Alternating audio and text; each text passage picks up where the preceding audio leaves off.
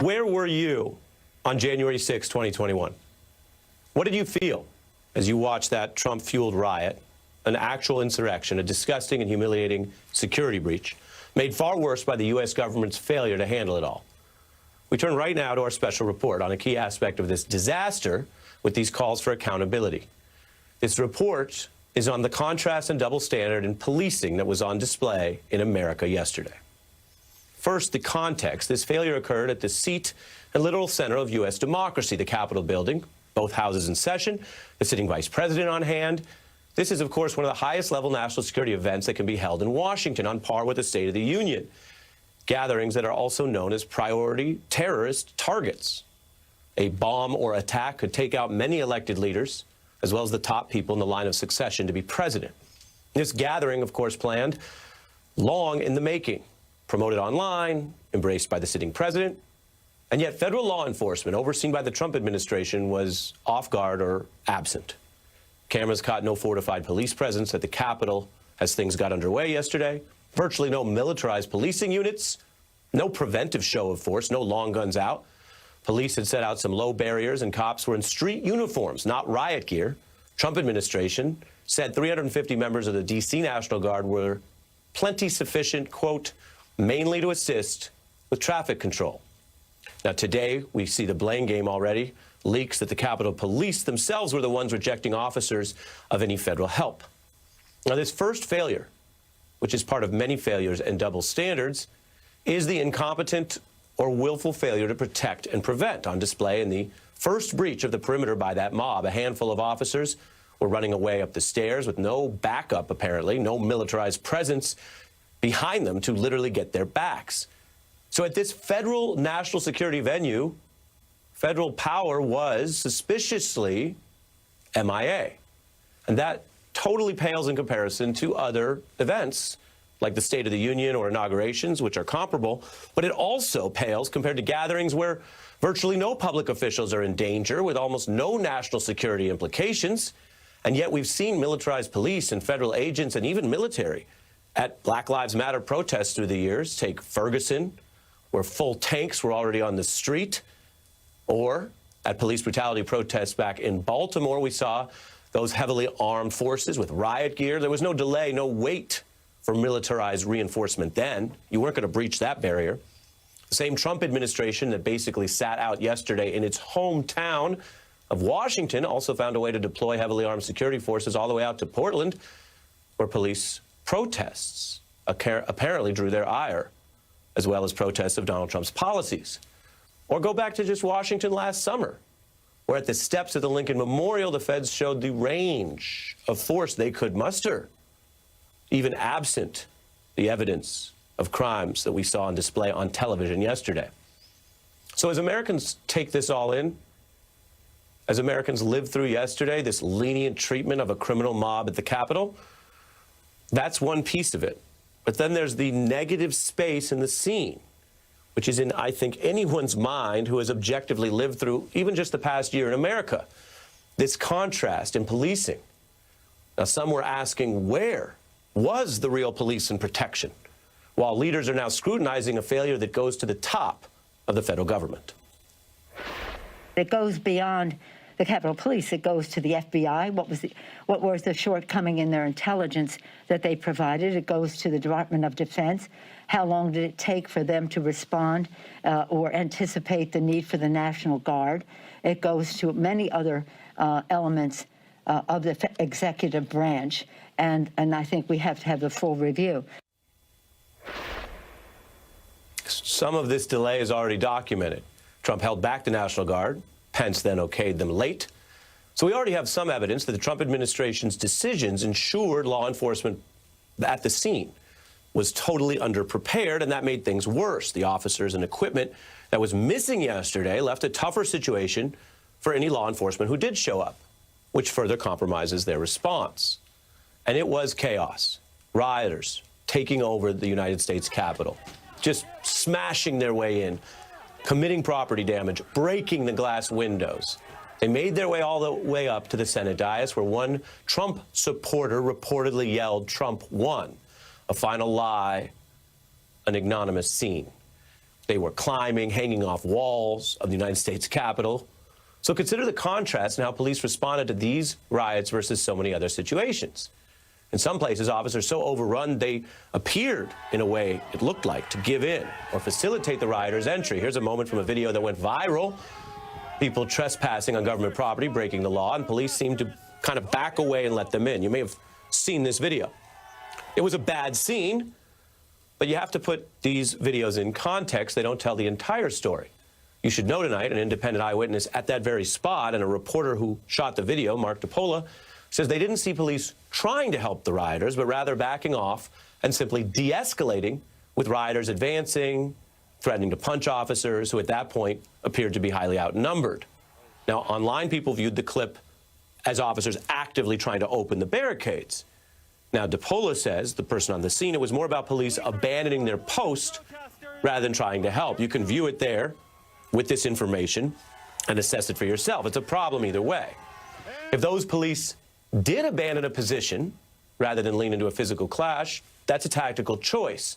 But even that, I want you to know tonight, contrasts with recent scenes like this in a far less vital national security zone. This was not the U.S. Capitol, but rather a scene on the streets of L.A. where officers were engaging extremely physically to escalate and hit and strike Black Lives Matter protesters, hitting them with batons, shooting projectiles when they were reportedly standing there with their hands up.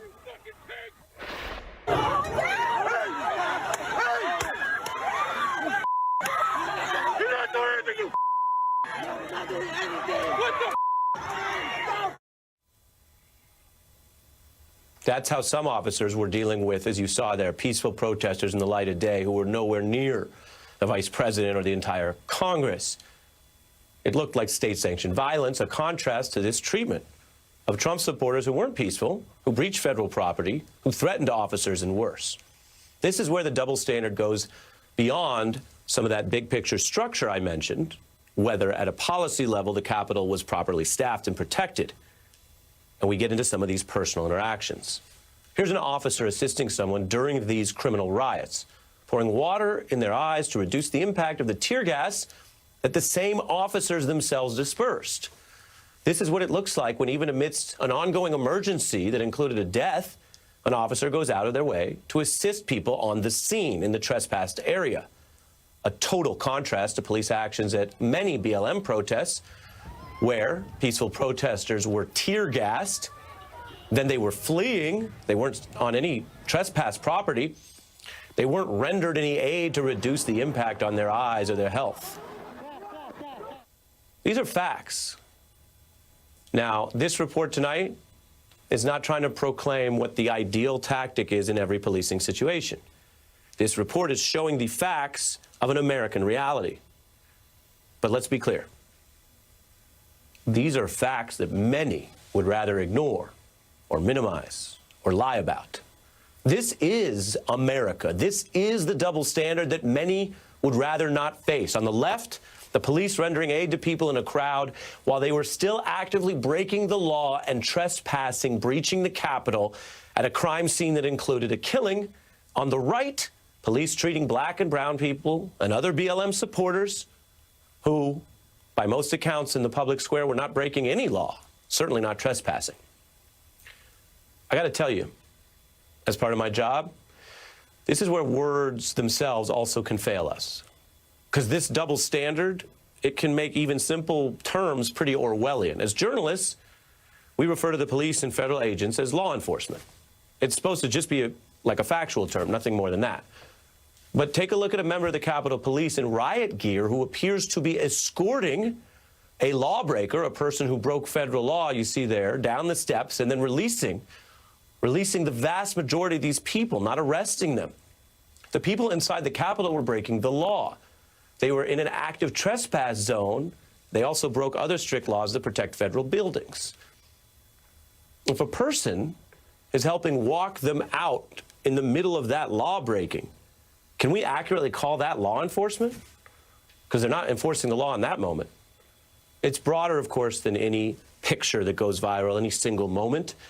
These recent BLM protests in Washington, for example, were largely peaceful. There was not a single breach of the Capitol, for example, but D.C. police arrested 289 people in one day at those recent BLM protests and 427 over 4 days, you see there. They made just 41 arrests yesterday amidst a criminal and national security breach that the U.S. has not seen at this Capitol since 1812. If you take the larger count of arrests beyond the Capitol, by the way, it jumps to 68, but 41 of them in that criminal mob at the Capitol. Those are some numbers. They may not go as viral as some of these pictures and videos, but they're that larger factual context.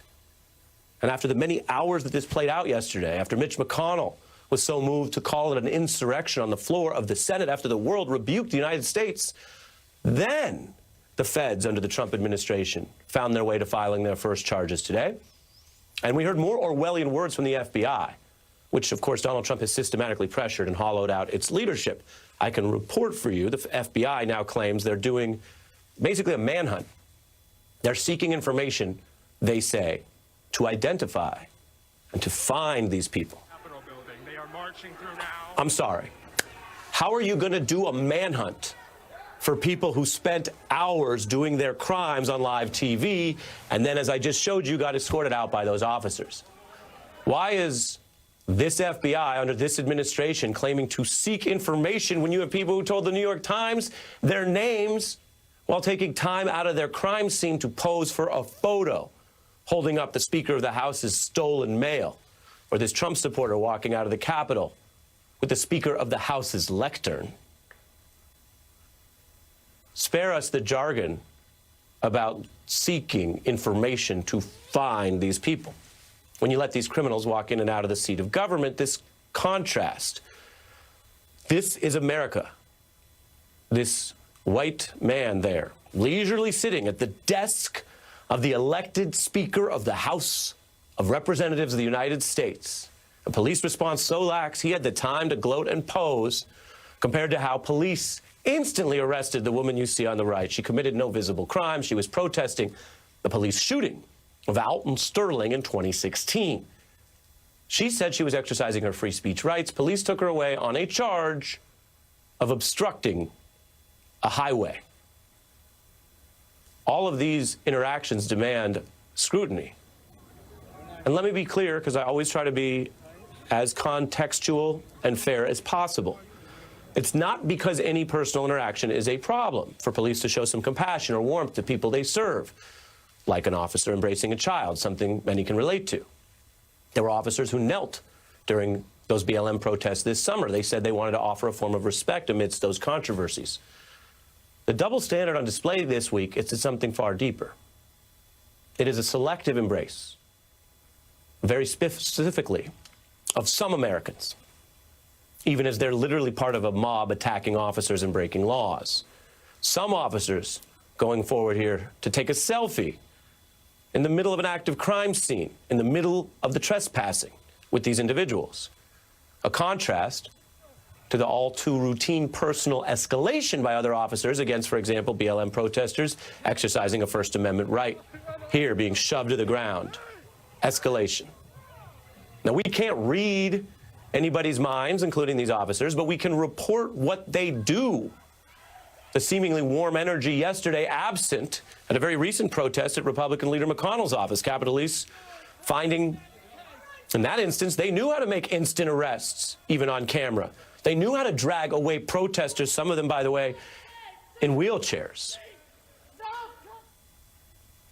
What a contrast to how different people are treated by the same Washington police force, not based apparently on whether the crimes were in progress, not based on an objective threat, but rather the documented double standard based on whether those individuals were deemed by law enforcement as somehow sympathetic to police or their politics, or somehow deemed an enemy of the state. Enemies because they are black or brown or doing activism that may back brown and black people, or other protests that are deemed as simply criticizing parts of policing or perhaps some part of the incumbent government. Not reading minds, just reporting the disparate treatment. Now, these facts are not new, nor are the double standards. Some of the documentation is new.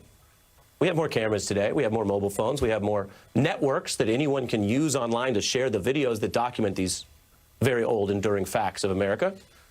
And some of those videos may have helped change some minds in 2020. Some of this documentation may have mobilized people in November. And again this week in Georgia. The facts, when documented, do matter. Never forget that. I mean that. I want you to know that tonight, even amidst this horror show. And yet we also need to be clear about these old truths. From my reporting, it seems like Black Americans know these truths. It's especially dangerous for them not to. Seems like most white Americans know these truths. It seems like these rioters knew these truths, these facts very well.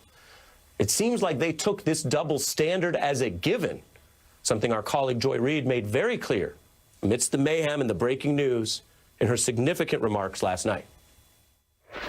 They know that they are not in jeopardy because the cops are taking selfies with them, walking them down the steps to make sure they're not hurt. White Americans are never afraid of the cops, even when they're committing insurrection, even when they're engaged in attempting to occupy our capital. In their minds, they own this country. Guarantee you, if that was a Black Lives Matter protest in D.C., there would already be people shackled, arrested, or dead. Arrested?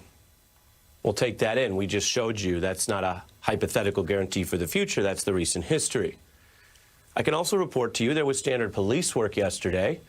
There was a scattering of cops that did attempt to hold barricades as rioters overtook them. That may not have gone viral, but that was part of the policing.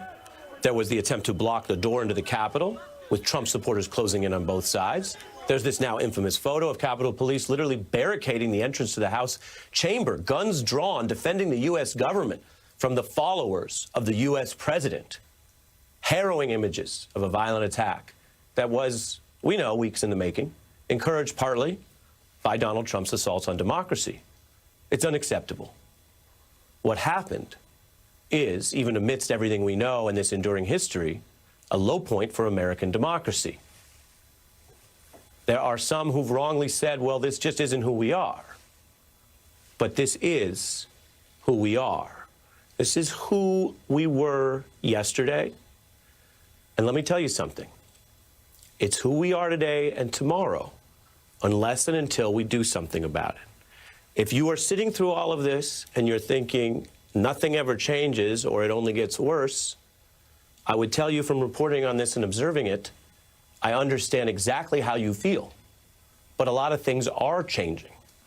At the local level, we've reported on the changes to district attorneys, to policing policies, to record-breaking support for Black Lives Matter over this past difficult year.